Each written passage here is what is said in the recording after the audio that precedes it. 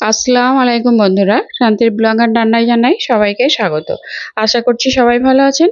যে যেখান থেকে আমার ভিডিওটা দেখছেন সকলকে জানাই অসংখ্য অসংখ্য ধন্যবাদ। প্রতিদিনের মতো আবারও চলে এসেছি। আজকের পর্বে আমি নিয়ে এসেছি একটা টিফিন রেসিপি, খুব তাড়াতাড়ি হয়ে যাবে আর একটা হেলদি টিফিন রেসিপি। তো চলুন শুরু করি। আমি এখানে নিয়েছি কিছু সবজি, মানে আমি এখানে হাতের কাছে আমার এগুলো ছিল, আমি এগুলোই নিয়েছি পেঁয়াজ, আর নিয়েছি কাঁচা লঙ্কা, আর নিয়েছি টমেটো আর বরবটি। এদিকে আমি নিয়েছি ময়দা। আমি এখানে নিয়েছি এই বাটি মাপ করে 2 বাটি ময়দা।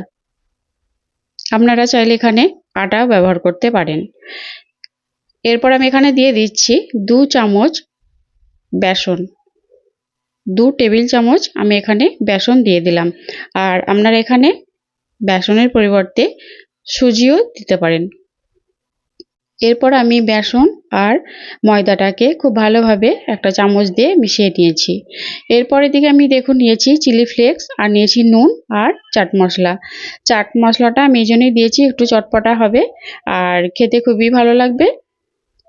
এরপর আমি শুকনো উপকরণগুলো একটা চামচ দিয়ে ভালোভাবে মিশিয়ে নেব। তো শুকনোগুলোকে আমি ভালো করে মিশিয়ে নিয়েছি। এরপর আমি এখানে দিয়ে দিচ্ছি কিছু সবজি কেটে রেখেছিলাম সেইগুলো। তো এখানে আমি দিয়ে দেব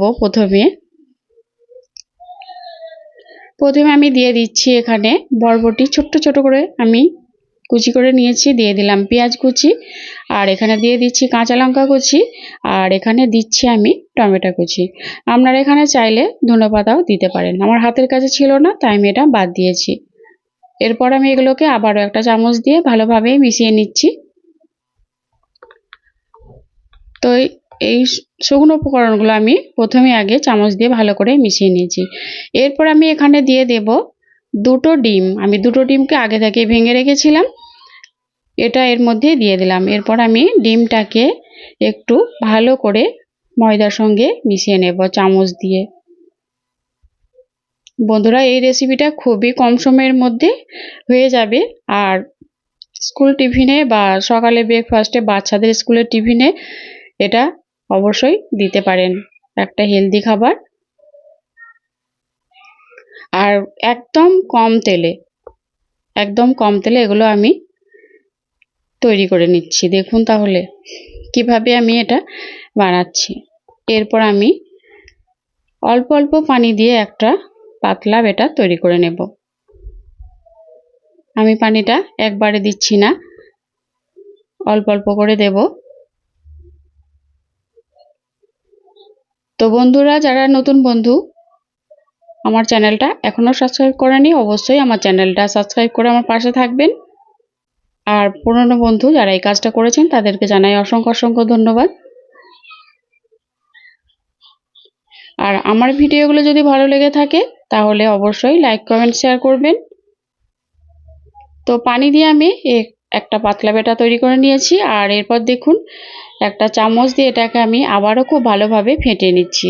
যেহেতু এখানে আমি ডিম দিয়েছি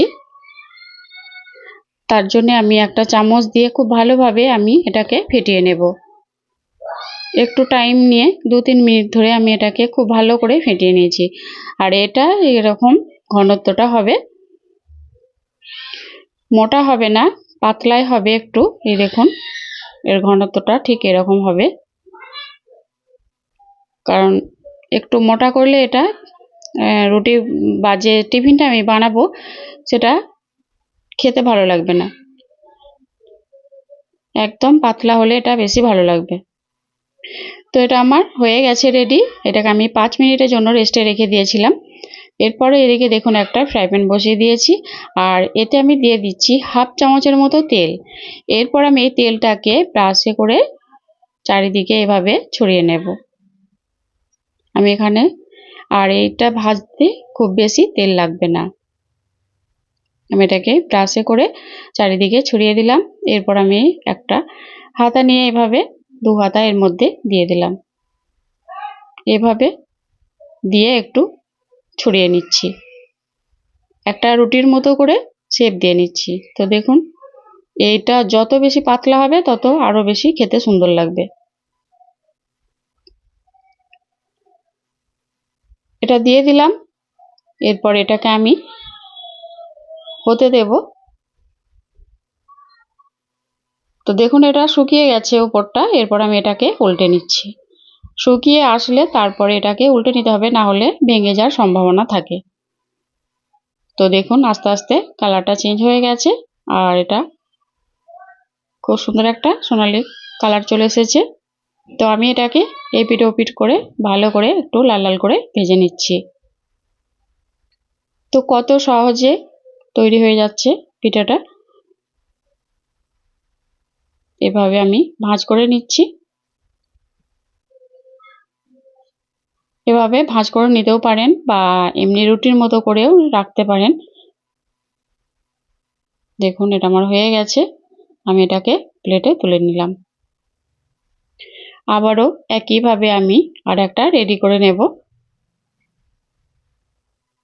আমি এবারে কিন্তু আর তেল দিইনি, আমি ওই ব্রাশটাই একটু ছড়িয়ে দিলাম তেলটা। এরপর আবারও দু হাতা নিয়ে আমি এভাবে একটা রুটি মতো শেপ দিয়ে নেব। তো দেখুন টিফিনগুলো কত সহজে তৈরি হয়ে যাচ্ছে, একদম কম সময়ে একটা হেলদি খাবার। আপনারা সকালে ব্রেকফাস্টে চায়ের সঙ্গে এটা খেতে পারবেন। আর এটাতে তো সবজি ডিম সব কিছু দেওয়া আছে, এটার মধ্যে কোনো তরকারি লাগবে না খেতে, এটা শুধুই খাওয়া যাবে। এভাবে করে চারিদিকে ছড়িয়ে দিলাম। দেখুন একটা রুটির মতো শেপ দিয়ে নিয়েছি। আর যখনই শুকিয়ে আসবে উপরটা তখনই আমি এটাকে এভাবে উল্টে নেব। তো দেখুন এক পিঠ শুকিয়ে এসেছে, অপর পিঠটা আমি উল্টে দিলাম।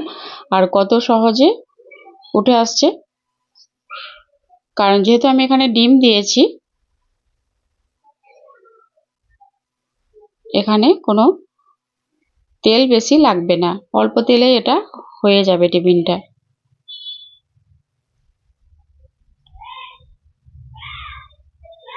তো দেখুন এভাবে করে উল্টে পাল্টে আমি এগুলোকে ভেজে নেব।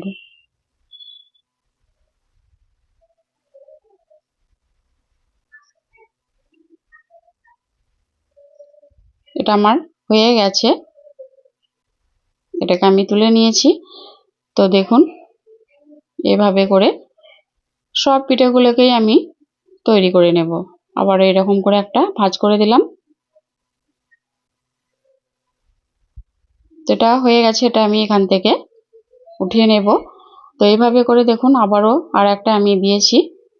তো সব পিঠেগুলোকেই আমি এভাবে করে রেডি করে নিয়েছি। দেখুন কত সহজে হয়ে গেছে, আর খুব কম সময়ের মধ্যে